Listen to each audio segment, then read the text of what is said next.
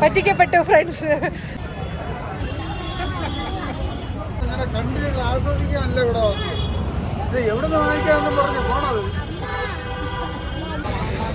സാരിയൊക്കെ 100 രൂപ.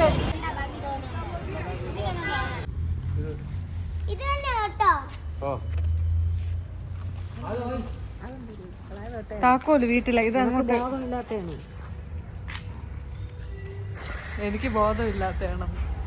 അപ്പോൾ ഇന്നത്തെ നമ്മുടെ യാത്ര ഹവാ മഹൽ കാണാനാണ്, പ്രത്യേകിച്ച് സ്ട്രീറ്റ് ഷോപ്പിംഗ്. ഞങ്ങൾ മുന്നേ ഒരു പ്രാവശ്യം പോയിട്ടുണ്ട്. അപ്പോൾ നമുക്ക് ടൈം കിട്ടാത്തതുകൊണ്ട് സ്ട്രീറ്റ് ഷോപ്പിംഗ് പറ്റിയില്ല. പിടിച്ചിരുന്നോ?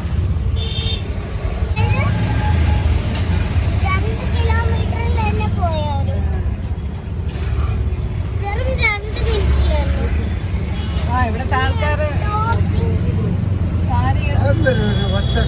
അത് അന്ന് ഞാൻ വീഡിയോയിൽ കാണിച്ചില്ലേ, അത് താമരയുടെ വിത്തെന്ന്.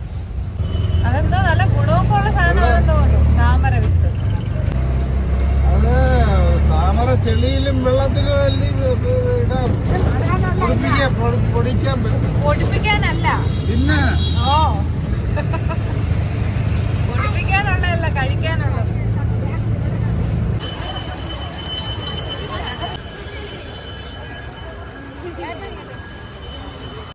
ഞങ്ങൾ താമസിക്കുന്ന സ്ഥലത്ത് നിന്ന് ഏകദേശം ഒരു അരമണിക്കൂർ യാത്രയേ ഉള്ളൂ ഹവാ മഹലിലോട്ട്. അപ്പോൾ കഴിഞ്ഞ പ്രാവശ്യം ഞങ്ങൾ വന്നപ്പോൾ ഈ വഴിയല്ല എൻട്രി ചെയ്തത്, വേറൊരു വഴിക്കാണ്. എനിക്ക് തോന്നുന്നു 2 എൻട്രി ഉണ്ടെന്ന് തോന്നുന്നു. അപ്പോൾ ഞങ്ങൾ ഈ സംഭവങ്ങളൊന്നും കണ്ടില്ല.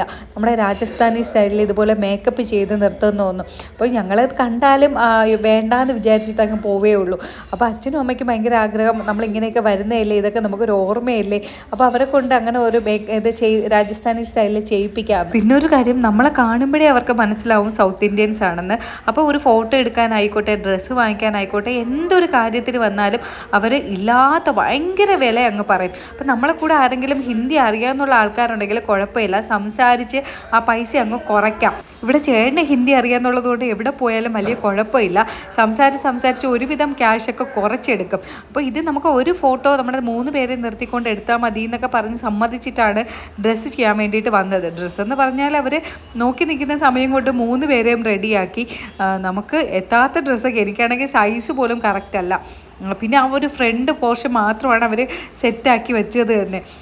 പിന്നെ തലയിൽ വെക്കേണ്ട ഷോളെന്ന് പറഞ്ഞാൽ നമ്മുടെ വെളിച്ചെണ്ണയൊക്കെ കളയാതെ ഒഴിച്ചെടുക്കൂലേ, ആ ഒരു സാധനം ഇങ്ങനെ തലയിൽ ഫിറ്റ് ചെയ്ത് വെച്ചിട്ടാണ് അതിൻ്റെ പുറത്ത് ഷോൾ ഇടുന്നത്. പിന്നെ നെറ്റിച്ചുട്ടി, മാല, അങ്ങനെ കുറേ സംഭവങ്ങളുണ്ട്. അപ്പോൾ തനുക്കുട്ടിക്കാണെങ്കിൽ അവിടെ ഷൂ ഇരിക്കുന്ന കണ്ടിട്ട് കുറേ നാളുകൊണ്ട് പറയുന്നു ഷൂ വാങ്ങണമെന്ന്. അപ്പോൾ അത് വാങ്ങിച്ചു കൊടുത്താൽ ഞാൻ ഇതുപോലെ വന്ന് റെഡിയായി നിൽക്കാം എന്ന് പറഞ്ഞിട്ട് അമ്മാമ്മയെ വിളിച്ചുകൊണ്ട് പോകുന്നതാണ്. ഇപ്പോൾ അമ്മാമ്മയും അപ്പൂപ്പനും ഒക്കെ ഉള്ളത് കൊണ്ട് ഇപ്പോൾ ഏത് സമയം അവരെ കൂടെ അങ്ങ് പോകും. എന്തെങ്കിലും ഒന്ന് കരഞ്ഞ് പറഞ്ഞാൽ അവരങ്ങ് വാങ്ങിച്ചു കൊടുക്കുമല്ലോ. നമ്മളാണെങ്കിൽ അങ്ങനെ കരഞ്ഞാലും മൈൻഡ് ചെയ്യില്ല.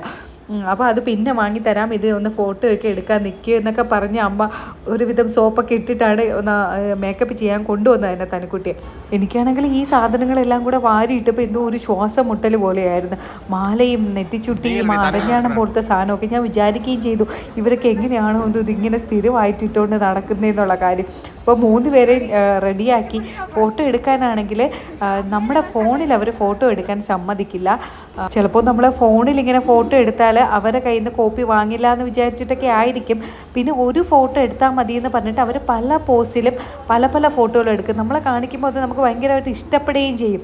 അപ്പോൾ വീഡിയോ എടുക്കുന്നതെന്ന് പറഞ്ഞപ്പോൾ പിന്നെ കുഴപ്പമൊന്നും. അങ്ങനെ ഹവാമഹലൊക്കെ കണ്ടിട്ട് നമ്മൾ നേരെ ഷോപ്പിങ്ങിന് ഇറങ്ങി കേട്ടോ. കഴിഞ്ഞ പ്രാവശ്യം ഹവാമഹലിൻ്റെ ഒരു വീഡിയോ ഇട്ടിട്ടുള്ളത് കൊണ്ട് ഞാൻ പിന്നെ അതിൻ്റെ വീഡിയോ ഒന്നും എടുത്തില്ല.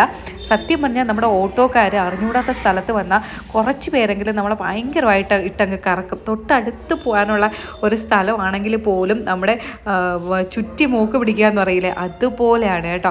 മറ്റ് കറക്കി കൊണ്ടുപോകും. പിന്നെ നമ്മൾ അവർ പറയുന്ന ഷോപ്പിൽ പോയാൽ അവിടെ നിന്ന് അവർക്ക് എന്തോ കമ്മീഷനുണ്ട്. അപ്പോൾ ഈ ഒരു സ്ഥലത്ത് വന്നാൽ ഇഷ്ടംപോലെ സാധനങ്ങൾ ഇവിടെ നിന്ന് വാങ്ങാം, ഡ്രസ്സ് വാങ്ങാം, ഫാക്ടറിയാണ്, അങ്ങനെയൊക്കെ പറഞ്ഞിട്ടാണ് ഒരുപാട് അവർ കൺവിൻസ് ചെയ്യാൻ നോക്കും. അങ്ങനെയാണ് ഞങ്ങൾ ഇവിടെ കൊണ്ടുവന്നത്. കൊണ്ടുവന്നത്. ഇതിനകത്ത് കയറിയപ്പോൾ നമ്മുടെ നാട്ടിൽ വലിയ ടെക്സ്റ്റൈൽസിൽ പോകുന്നത് പോലെയാണ്. കമ്പിളി, മെത്ത, പിന്നെ സാരി, ചുരിദാറൊന്നും ഞാൻ നോക്കാനായിട്ട് നിന്നില്ല. എനിക്ക് അതിനകത്ത് കയറിയപ്പോൾ തന്നെ ഞാൻ വിചാരിച്ചു അയ്യോ ഇത് വേണ്ടായിരുന്നു എന്നുള്ള ഇതുള്ളത് കൊണ്ട് പിന്നെ അമ്മയ്ക്ക് സാരി വേണമെങ്കിലോ എന്ന് വിചാരിച്ചിട്ട് ഞങ്ങൾ 1-2 സാരി നോക്കാൻ വേണ്ടിയിട്ടിരുന്നു. അപ്പോൾ സാരിയും നമ്മളെ നാട്ടിലെ സാരിയും ഈ രാജസ്ഥാനിലെ ആൾക്കാർ ഉടുക്കുന്ന സാരിയൊക്കെ ഭയങ്കര വ്യത്യാസമുണ്ട്. അതുകൊണ്ട് അമ്മയ്ക്ക് അതൊന്നും ഇഷ്ടപ്പെട്ടില്ല. അവിടെ വീഡിയോ അലൗഡ് അല്ല. പിന്നെ അവിടെ നിന്ന് തിരിച്ച് ഞങ്ങൾ ഇറങ്ങി. പറ്റിക്കപ്പെട്ടു ഫ്രണ്ട്സ്. അവിടെ പോയപ്പോൾ ഒരു കുന്തവും ഇല്ല. അവിടെ നമ്മുടെ നാട്ടിലെ ടെക്സ്റ്റൈൽസ് പോലെ ഒന്നുമില്ല. പിന്നെ നമ്മളിതാ നടക്കാൻ തുടങ്ങി. നടന്ന് നമ്മൾ പോകുന്നു. തിരിച്ച് ഓട്ടോയിൽ കൊണ്ടാക്കാൻ പറഞ്ഞപ്പോൾ പൈസയും വാങ്ങിച്ചിട്ട് പറയുന്ന ആ വഴിക്ക് ഇനി വണ്ടി വിടൂല.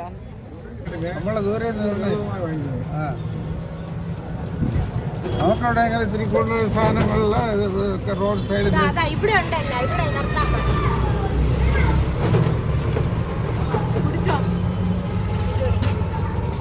ഊര് തമിഴ്നാട്ടിലാ? സേലം. ഇங்க വന്നിട്ട് എത്ര നാളാച്ചു?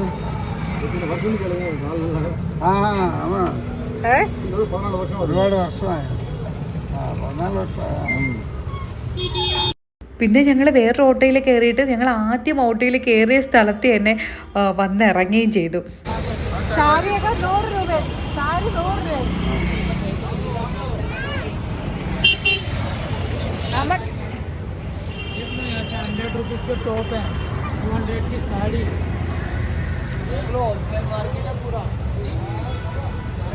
കയറിയൊക്കെ നോക്കണം. ഇങ്ങനെ കണ്ടിട്ട് ആസ്വദിക്കാനല്ല ഇവിടെ വന്നത്. ഇത് എവിടെ നിന്ന് വാങ്ങിക്കാമെന്ന് പറഞ്ഞ് പോണത്.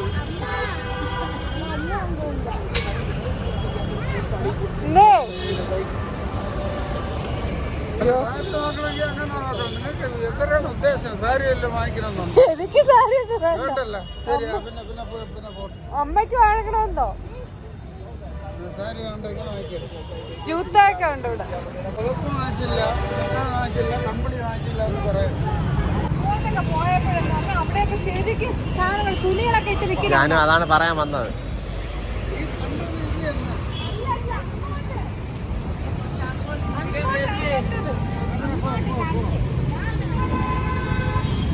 നേരത്തെ പറയുന്നത് അങ്ങോട്ട്.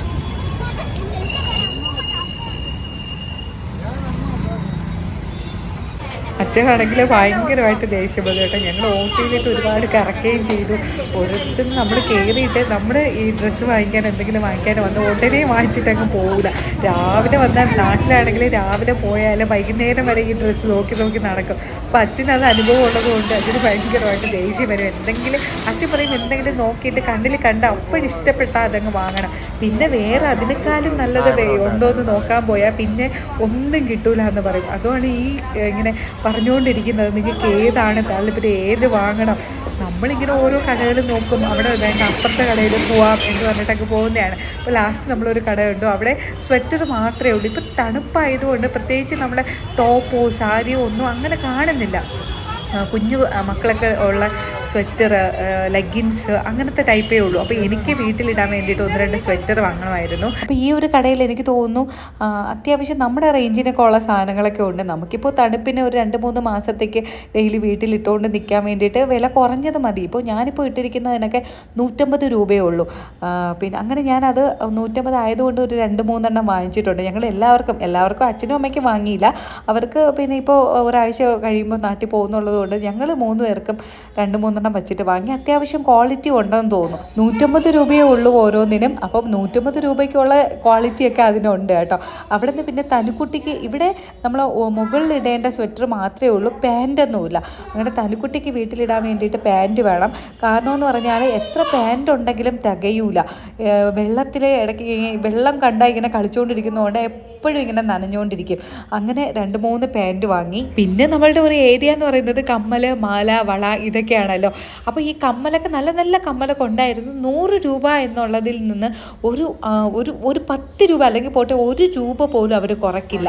Fixed rate. നമുക്ക് വേണ്ടാന്ന് പറഞ്ഞിട്ട് നമുക്കൊരടവുണ്ടല്ലോ, വേണ്ടാന്ന് പറഞ്ഞിട്ട് പോകുമ്പോൾ തിരിച്ച് വിളിക്കുന്നത്. അങ്ങനെ പോലും അവർ ചെയ്യില്ല. അവരും നമ്മുടെ ആ ഒരു ട്രിക്ക് മനസ്സിലാക്കി കേട്ടോ. പിന്നെ നമ്മുടെ തനിക്കുട്ടിക്ക് ബാഗ് വേണമെന്ന് പറഞ്ഞു. ഇതൊക്കെ അപ്പൂപ്പൻ്റെ അടുത്തോ അമ്മാമ്മയുടെ അടുത്തൊക്കെയാണ് പറയുന്നത്. അവരെ കൂടെ നടക്കും ഇങ്ങനെ.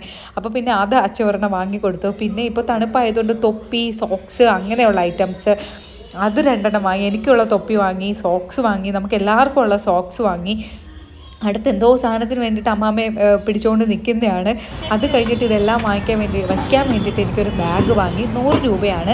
സത്യം പറയാനുള്ള ഒട്ടും ക്വാളിറ്റി ഇല്ല. ഞാൻ അത് കൊണ്ട് വീട്ടിൽ വെച്ചിട്ട് പിറ്റേന്ന് ഞാൻ ഒരു സ്ഥലം വരെ തൂക്കിക്കൊണ്ട് പോയപ്പം അത് പൊട്ടിപ്പോയി.